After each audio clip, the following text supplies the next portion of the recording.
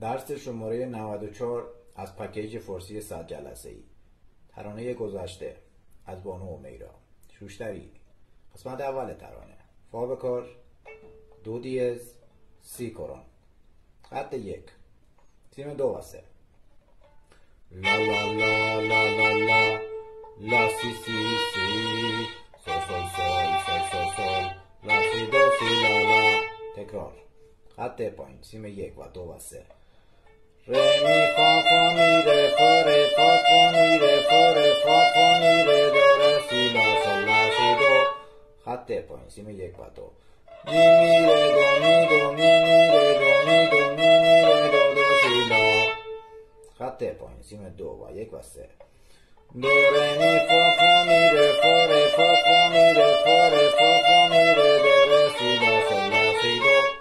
خط پایین. تیم 1 و 2.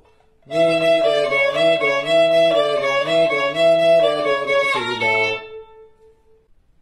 حالا یک بار درس شماره 94 رو از اول بدون سولفژ و آهنگی می نوازیم.